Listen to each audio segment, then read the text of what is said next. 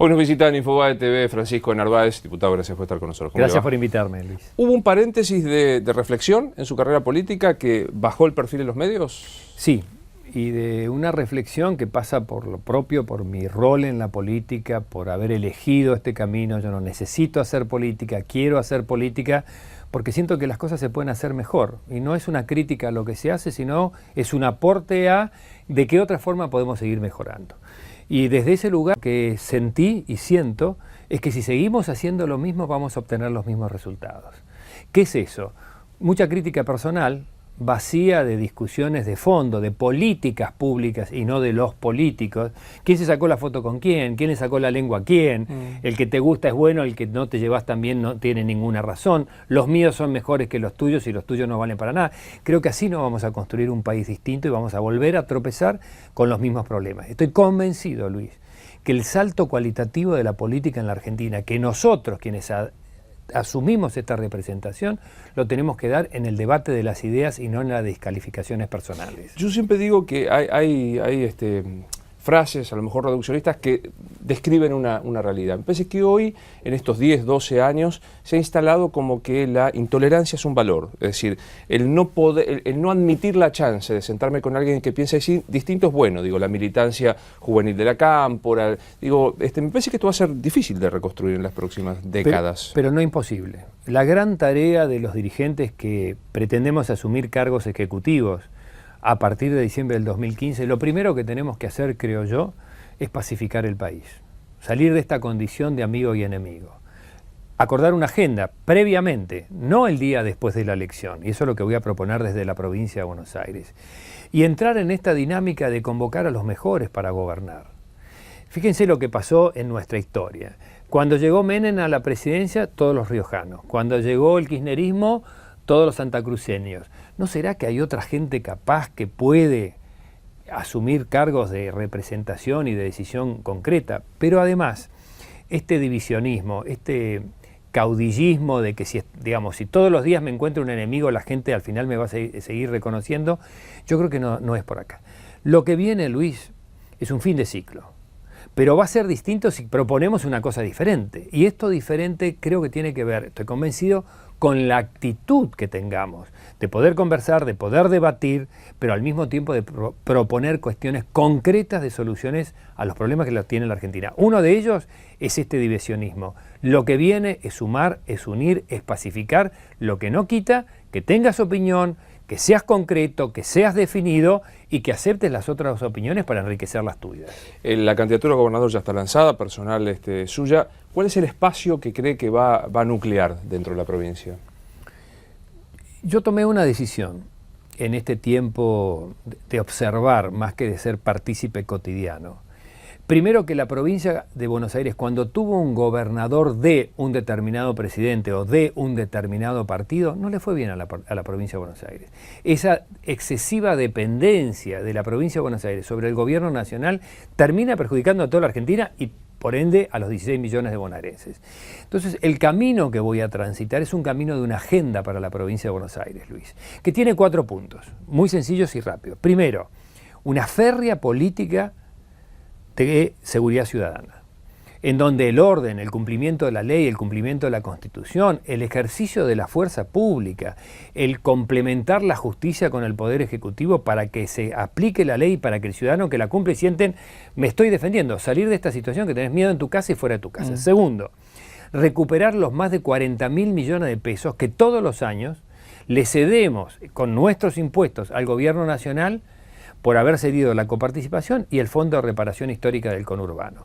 Eso nos saca de una situación de déficit presupuestario y nos pone en una situación de equilibrio y de resto para hacer lo que tenemos que hacer. Tercero, acordar con la Nación, Luis, un programa de infraestructura social, para que en un plazo, yo creo que en 5 años lo podemos hacer, todo hogar de la provincia de Buenos Aires tenga agua corriente, cloacas, luz eléctrica, gas, vereda, asfalto. Asfaltar una calle cuesta 1 millón y un poco de pesos. Hacer 1 kilómetro de ruta provincial cuesta 11 millones. Construir un hospital cuesta 300 millones. Construir una escuela entre 150 y 200 millones. No son cifras en estos grandes presupuestos. Lo que hay que hacer es hacerlo. Y propongo una forma distinta. En lugar de poner la fecha de inicio de la obra y quién firmó y quién... Vamos a poner la fecha de la finalización de la obra y un reloj que le vaya diciendo al ciudadano, mire que con su plata estamos haciendo esta obra, pero la tenemos que terminar el 25 de octubre de tal fecha. Y no hay mejor control que el ciudadano. Por último, perdón que me extienda, No, pero me apasiona, generar 1 millón de empleos. Que los necesitamos. ¿Dónde y cómo? La Ruta 6 es una especie de segundo cordón después de la General Paz, que en los 50 era lo que dividía la ciudad de Buenos Aires, lo sigue haciendo, de la provincia de Buenos Aires. Une La Plata con Zárate Campana, 2 puertos muy importantes de la provincia de Buenos Aires. Si en esos 180 kilómetros de ruta, planos de superficie, en donde hoy es campo abierto, generamos una zona de degradación impositiva para que haya un shock de inversiones, como ha habido en San Luis. Y entonces hacemos parques industriales temáticos, el textil, el metalmecánico, el de la industria alimenticia, el de la ciencia y la tecnología, etcétera, etcétera, etcétera. El ciudadano de La Ferrere, en lugar de viajar 2 horas y media para amontonarnos acá en el cemento de la ciudad de Buenos Aires, viaja 20 minutos para el otro lado. Entonces, descomprimimos el flujo de los conurbanos, que usted bien conoce, por ejemplo, que en Rosario sucede. Todo el mundo quiere ir al centro, pero en el centro ya no hay más. Hay que crecer para el otro lado. Ese es un programa que se puede hacer, que tenemos las condiciones de gente, de capacidad de inversión, que hay que asistir al inversor para que invierta en esa franja, y la meta es 1 millón de empleos. Va a llevar tiempo hacerlo. Lo que digo es, tenemos que pensar la provincia de Buenos Aires de una forma distinta. No digo revolucionaria, porque no lo es. De aplicar aquellas cosas que en otras provincias han dado resultado y donde más la necesitamos hoy, yo creo como bonaerense, es en la provincia de Buenos Aires. Esos 4 puntos, quiero conversar con los candidatos presidenciales, con todos. Donde no voy a estar es en el Frente para la Victoria. Esto lo he dicho con toda claridad porque no he estado, no estoy y no estaré. Sí en el PJ. Sí, si hay un PJ, un partido justicialista que respeta la Constitución, que respeta la ley, que entiende la división de poderes, que entiende que la justicia social no es una cuestión de discurso de tribuna, sino que tiene que ver con la vida cotidiana de las personas, y fundamentalmente, que en lugar de discutir si estabas en la plaza en el 70 o dejaste de estar, y si decís mejor el discurso o no, lo que tiene que plantear es el país que viene, y no el país que ya tuvo. Ahora, en este marco, ¿no? La crítica al Frente para la Victoria y un PJ democrático, sí, republicano, no sé cómo llamarlo. ¿A dónde queda su relación con Daniel Scioli? Gustavo Ferrari llega, un hombre muy cercano a usted, a la Secretaría General de la Gobernación. ¿Cómo es su relación ahí con Scioli? Muy buena, porque reconozco que estando él en el Frente para la Victoria, que hoy para mí es un paso imposible de dar de él para mí y yo con él, que pienso que Daniel Scioli es una persona que tiene una vocación de diálogo, que tiene una vocación de búsqueda de consensos y que es empático en una cantidad de cosas que pensamos parecido y en otras no. Pero cada vez que me he sentado con el gobernador he salido con una conclusión de qué piensa él, qué pienso yo, y hay una instancia de diálogo. Si Daniel sigue estando en el Frente para la Victoria, claramente no puede ser un interlocutor mío. Si no lo está, en la Argentina, que bimestralmente tenemos una Argentina distinta, seguramente voy a conversar con él y voy a conversar con Sergio Massa. Y voy a conversar con Mauricio Macri, y voy a conversar con Julio Cobo, siempre de una posición que es, para la provincia de Buenos Aires, ¿qué? A mí me da la certeza, Luis, que la provincia de Buenos Aires es un poco extremo, pero casi que crea a los presidentes. Sin la provincia de Buenos Aires no llega. Claramente. Pero después del día de la elección, ni si te he visto no me acuerdo, o sea, te tengo que dominar. Una de las cosas que Néstor Kirchner entendió cuando comenzó su proyecto el 25 de mayo del 2013 es ¿cómo hago para dominar la provincia de Buenos Aires? Y eligió el látigo y la billetera. Yo creo que no se gobierna así bien. Se gobierna en un proceso de acuerdos políticos que defiendan la vida del bonaerense y que vayamos resolviendo los problemas de la provincia de Buenos Aires que tienen solución. ¿Cómo es su relación hoy con Moyano, que en algún momento fue aliado estratégico suyo? Muy buena, hablo con él, entiendo la dinámica del sindicalismo argentino, hiperdividido, creo que hay que unificar, o sea, 5 centrales obreras me parece que es parte de esta política del kirchnerismo que divido, entonces reino, y creo que hay reclamos genuinos llevados adelante del sindicalismo, por ejemplo, la excesiva tasa con respecto a impuesto a las ganancias o monotributistas. Yo creo que una persona que gana 100.000 pesos por mes, seguro que tiene que pagar impuesto a las ganancias. Me parece absurdo que una maestra, un jubilado que gana 14.000, pague impuesto a las ganancias. En ese sentido, claramente apoyo la agenda del sindicalismo todo, hasta el sindicalismo oficial, dice, ya no podemos sostener la situación. ¿Se imagina que puede ser nuevamente un aliado suyo en esta campaña? No, no lo creo, no lo hemos hablado. Sí creo que el sindicalismo tiene un rol en la política. Yo abogo para que el sindicalismo se siente en la política. Como también abogo para que los empresarios sean parte de la política. Y claramente, o sea, la política no puede ser un reducto exclusivo de los políticos. Se habla de la clase política. No, políticas podemos hacer todos. Yo era un empresario, yo decidí entrar a la política hace 10 años para aportar. ¿Por qué no lo puede hacer un colega suyo, un deportista o un dirigente sindical sin perder su impronta? Ahora, es para enriquecer la política, no para marginar o descalificar por el origen que vos tenés. Así que yo creo en una política más sindicalizada. A propósito de la proveniencia de los empresarios, me gustaría preguntarle sobre cuestiones muy de ahora. ¿Cómo ve este intento de reforma de la ley de abastecimiento? Muy mal, voy a votar en contra. Y me preocupa no solamente el proyecto, que también tiene su antecedente en la ley de terrorismo que está teniendo mucha vigencia en estas horas, es la tendencia, Luis. Los próximos 16 meses de la presidenta de la Nación, Cristina Fernández de Kirchner, creo que hoy el rumbo que tiene no es bueno. No creo, estoy convencido. Ahora, ¿tiene la capacidad de modificar el rumbo? No tengo ninguna duda. No tengo ninguna duda. Pero esta confrontación permanente, buscando siempre un culpable de cuestiones que hacen a sus propias decisiones del gobierno nacional, yo estoy convencido que no es el camino. Y voy a entrar en una cuestión que no es personal, pero a través de las políticas. Yo creo que la influencia que hoy está teniendo el ministro de Economía, casi el superministro, de caras a los resultados, yo lo dije cuando asumió, le dije, miren, la teoría marxista en el mundo no se aplica más. Siempre es bueno tener, entre comillas, en un equipo económico alguien que opine, porque lo viste, lo decora, habla de pluralidad. Pero nadie le hace caso. Hoy en la Argentina lo tenemos de superministro. Entonces, inflación del 40, dólar para 14, 15 pesos vale la nafta. Entramos a un default, porque ¿sabe cómo se llama esto? Default. No se llama de otra forma. Gastamos ilimitadamente e imprimimos plata para tener ese nivel de gasto, que se cuadruplicó con respecto al año pasado.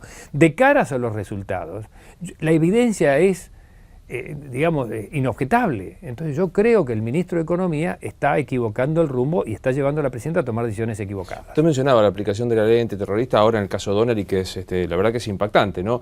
¿Le parece que esto forma parte de una convicción jurídica, de una estrategia esto de buscar el enemigo siguiente para seguir en este modo de hacer política? No, yo creo que ahí buscan un argumento que tenga sustento desde lo jurídico y lo legal.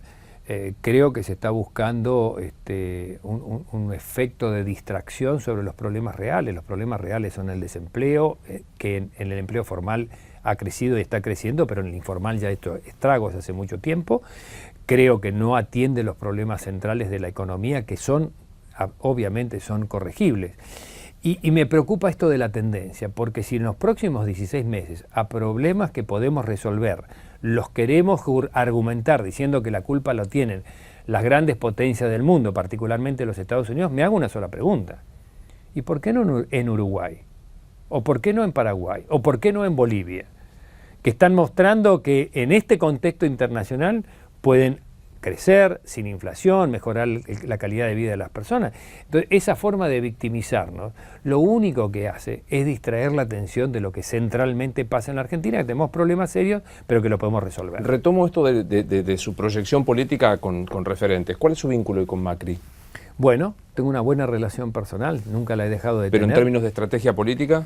Yo creo, Luis, a ver, le reconozco a Mauricio, porque comenzamos los primeros pasos casi al mismo tiempo, de haber llevado adelante una construcción de una fuerza política desde la nada, ¿no? Porque el PRO en el 2003 era inexistente. Y eso tiene mucho mérito. En una Argentina muy peronismo radical y socialismo en algunas provincias, eso tiene un mérito. Y creo que en la Ciudad de Buenos Aires, indudablemente, la gestión es algo que se está ponderando y positivamente.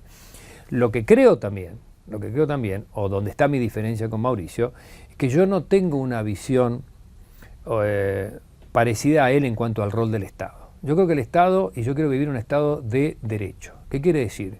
Que usted tiene derecho a educarse, tiene derecho a sanarse, tiene derecho a tener una vivienda, tiene derecho a tener un empleo, tiene derecho a vivir seguro. Son garantías del Estado.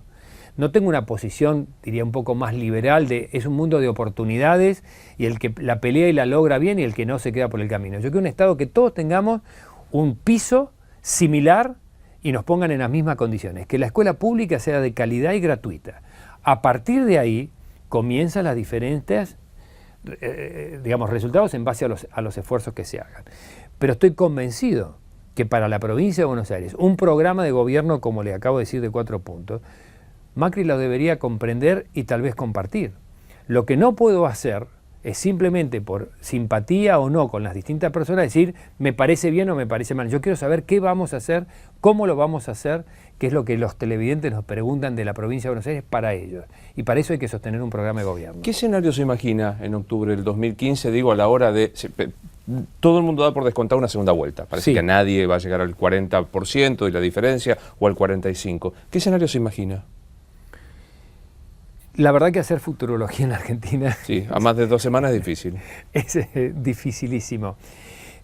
Lo primero que sé, no es me lo imagino, es que el ciudadano está mucho más consciente, preocupado y ocupado de entender con muchísima más profundidad qué va a proponer cada una de las fuerzas políticas y dentro de las fuerzas políticas los candidatos. Creo que se están buscando nuevos liderazgos, Luis. Creo que el exceso de autoritarismo que esta administración después de 12 años puede dejar no va a ser compensada con una frivolidad absoluta de cualquier cosa, cualquier colectivo me dejan a puerta. Están buscando rumbos. Eso me parece que va a ser la dinámica de la elección. Creo que en profundidad lo que se va a discutir es si el peronismo sigue o si el peronismo no sigue. Creo que si, como una segunda instancia, qué peronismo seguiría y qué no peronismo seguiría. En ese contexto, hoy veo un empate absoluto. O sea, no veo a la sociedad diga, es esta fuerza política y este es mi candidato, ¿no? Me parece que a un año de la elección, el domingo pasado, estamos en esa fecha. Así que tengo una enorme expectativa de que va a ser una muy buena elección. Con una característica que seguramente usted compartirá. Nunca tuvimos segunda vuelta, aunque siempre estaba en la Constitución. Sí, no se cumplió nunca. Y nunca tuvimos segunda vuelta con paso. Entonces hay 3 momentos de decisión y de verdad no sé todavía cómo va a reaccionar o accionar la decisión de la gente frente a a esta mecánica electoral. Lo que estoy convencido, Luis, que el próximo presidente tiene una agenda ya bastante predeterminada. Ordenar la sociedad, pacificarla, una agenda económica básica que nos ha dado resultado para crecer sostenida y generar empleo, una condición de interacción. Yo creo en un gobierno de coalición. Yo creo que el que gana la elección va a debería convocar a las fuerzas políticas para que acompañen y aporten sus mejores hombres. Un equilibrio en el Congreso. Algo muy distinto de lo que hemos tenido y ahí un camino de soluciones. El próximo presidente tiene por delante una agenda acotada, positiva pero acotada, para hacer las cosas que hay que hacer para volver a poner en orden la Argentina. Vamos a hacer la hipótesis que sé que es lo que más detesta hacer, por eso lo voy a hacer. Si en una segunda vuelta la chance es Macri o Massa, ¿quién vota? Yo creo que hoy representan cosas muy parecidas y creo que lo voy a definir cuando entienda más qué propone cada uno. Creo que los dos son capaces de conducir el destino de la nación. No haga acá una calificación de que porque uno más joven, otro... No, yo no creo en eso. También creo que Daniel Scioli, si acompaña otra cuestión que no sea excluyentemente el Frente para la Victoria, tiene capacidad para... ¿Y la opción Massa-Scioli? Otra vez, Luis, otra vez. Yo lo incorporo a Julio Cobos, por ejemplo. Julio es una persona que ha sido vicepresidente de la Nación, ha sido gobernador de Mendoza, y cuando uno conversa entre 4 ojos, la verdad, cuando uno habla con cualquiera de ellos, 10% más para acá, 10% para allá, esto de la agenda acotada, esto las cosas que tenemos que hacer.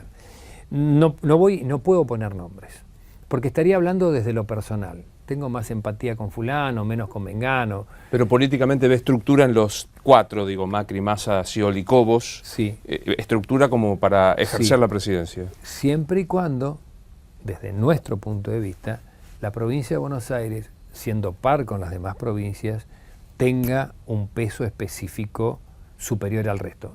2 ejemplos. se ha destruido la industria del trigo, equivocadamente. Ni el pan es más barato, ni exportamos trigo, etc. 70% de la producción de trigo se produce en la provincia de Buenos Aires. Narcotráfico.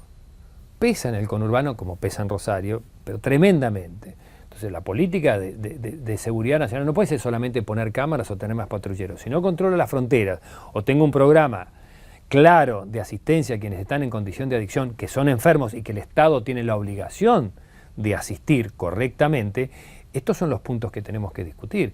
Y yo estoy convencido que el próximo presidente de la Argentina en esto, quiero decir, tiene una agenda acotada, resolver la seguridad ciudadana, volverla a darle dinámica a la economía. Creo que hay que volver al mercado internacional de crédito. Mucha gente va a decir, otra vez endeudarnos. No, miren, endeudarnos no está mal, depende para qué. Claro, si nos endeudamos para hacer un monumento a no sé qué, la respuesta es mala. Si nos endeudamos para escuelas, hospitales, rutas, autopistas, aeropuertos, mejorar el sistema de seguridad, los países crecen con deuda. Hoy más te dan 30 años para pagarlo al 4%, si no haces default cada 10 años. Usted menciona el tema del narcotráfico. Hoy la Iglesia emite un documento muy fuerte contra la despenalización de la tenencia de un sistema de droga. En el caso que se votara el proyecto, ¿tiene posición definida, sea marihuana o sea otras drogas, para la tenencia? Totalmente en contra de la despenalización del consumo de cualquier droga. Aún para uso personal. Sí, porque no tengo... A ver, desde la discusión teórica podemos concedernos cosas, pero el estado del Estado hoy, en donde no podemos controlar en un partido de fútbol para que venga la hinchada visitante, no tenemos todavía esa capacidad, la tenemos que tener. Nos resultará imposible decir, no, esto es para consumo personal, esto es para hacerlo en una forma de comercialización ilegal. Uruguay está haciendo un experimento. Washington y el estado de Colorado en Estados Unidos han ido en ese proceso.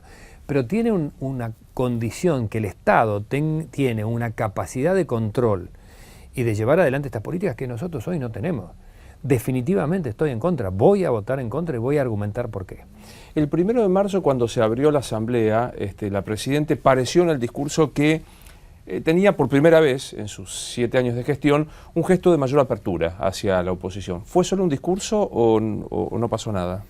Estaba claramente en esa asamblea, en el recinto como diputado nacional, y me puse de pie a aplaudir ciertas cosas, porque sería necio de nuestra parte decir, está todo mal. No, miren, 6 millones más de jubilados es un enorme avance, la asignación universal es un enorme avance, pero debería ser por ley, y la plata de los jubilados no debería estar pagando cosas que no sean mejorarle el ingreso a los jubilados. Ahora, de verdad, la decepción que me va llevando a haber escuchado el 1 de marzo frente, por ejemplo, a esta condición de acotar o redefinir la condición de protesta callejera, ella habló concretamente de los piquetes. Con esta ley que se pretende, este proyecto de ley, que en realidad lo que dice al final del día es vamos a darle una amnistía a todos los que están en conflicto con la ley, no la concuerdo para nada. Claramente hay dos conflictos, el derecho a la libre circulación y el derecho al reclamo, a la protesta.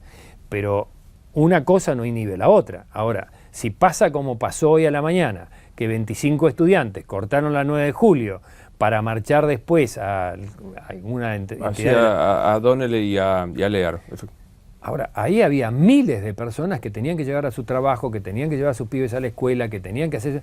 Entonces, están interponiendo o sobreponiendo un derecho de reclamo. Entonces, eso, con las leyes que ya tenemos, hay que hacerlas cumplir.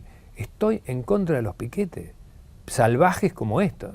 Cuando uno va a otros países que ve este ordenamiento, uno ve que la protesta existe, por supuesto, tan acotados a ciertos espacios, con autorización de ciertas horas, con un reclamo absolutamente genuino.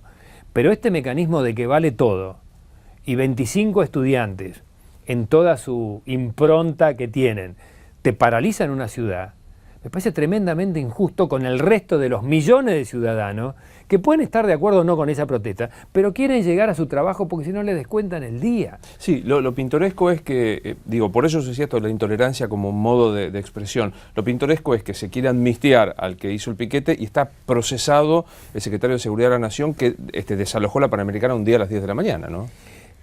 A ver...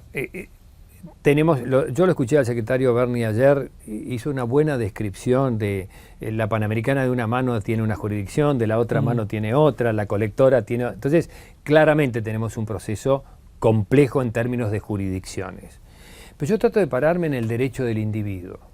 Y cuando uno gobierna, Luis, no siempre puede tomar la mejor decisión, a veces tiene que tomar la menos peor. Y yo ahí tomo un proceso de proporciones. Si 25 alumnos, estudiantes, con todo el derecho de protestar, insisto, le parten el tránsito de la ciudad de Buenos Aires por dos, hay una enorme desproporción entre el derecho que ellos tienen y el derecho que tienen todos estos millones de personas de circular adecuadamente como corresponde y llegar a su lugar. Entonces, ahí es donde hay que tomar decisiones que no siempre van a conformar a todos. Pero gobernar es elegir prioridades, no es quedar bien con todo el mundo. Y muchas veces uno tiene que plantarse en sus convicciones y no mirar las encuestas y decir con todas las letras, el default está mal, va a generar desempleo, la ley de antiterrorismo la votamos en contra, esta ley de abastecimiento es una aberración de que un secretario de Comercio esté por encima de la justicia de la Constitución y rompemos toda la ecuación compleja de armar entre el vínculo de quienes producen, comercializan y compran. Hay que decirlo con todas las letras. Yo creo que la sociedad está esperando de nosotros claridad. Después puede estar de acuerdo o no. Pero esta zaraza de quedar bien con los manifestantes que hacen el piquete, pero después con los que tienen derecho y están en el auto, creo que una señora hoy se bajó y hubo un episodio. De verdad, yo cuando miro eso digo, siempre estamos al borde de que a alguien se le salte la térmica y tengamos un problema de características muchísimo más graves. Entonces, yo tengo una posición tomada. No creo en la despenalización de la droga. Estoy a favor de la vida. Estoy a favor de la vida desde la propia concepción. Ahí tengo una convicción religiosa y políticamente la manifiesto. Estoy a favor de que se respeten los derechos, como es el derecho al reclamo, a la protesta, pero también el derecho a la libre circulación. Posiciones que yo las considero claras, por lo menos me siento tranquila con ellas. Quien me está mirando puede decir, sí, más o menos, nada que ver, un poquito. Lo que estoy convencido que después de esta entrevista que te agradezco es, ¿saben qué piensan de Narváez? Después le podrá gustar más o no. Pero sí saben, claro. Y desde ese lugar gobernar la provincia de Buenos Aires, Luis. ¿Cómo va a ser recordado el periodo de los 12 años del kirchnerismo? Con mucho autoritarismo. Creo que la principal secuela va a ser el crecimiento de la inseguridad personal, la llegada del narcotráfico, que ha cambiado totalmente nuestra dinámica. O sea, el kirchnerismo se va a ir el 10 de diciembre del año que viene, no tendremos a Kicillof antes o después, lo que fuere. Lo que va a quedar, Luis, es el miedo que tenemos de poder circular, de poder estar en nuestras casas. Creo eso que va a ser la secuencia. Lo demás es importante, la inflación la vamos a bajar, vamos a volver a crecer, la gente va a volver a estar mejor en términos económicos, pero creo que han generado un desorden en el país y una mirada ideologizada de todo, con mucho engaño de título. Esto de patrio buitre es un gran engaño. Engaña a los patriotas, ustedes, yo lo soy, con un eslogan que uno dice, bueno, si no estoy con la patria, estoy con los buitres. No, no tiene nada que ver. No, el título es conmovedor. Yo creo que van a ser recordados por la llegada, por el enorme crecimiento que hemos tenido, deterioro de nuestra calidad de vida en términos de seguridad personal. Gracias por haber venido, Francisco, muy amable. Muy amable por invitarme. Seguimos así en Infobae TV.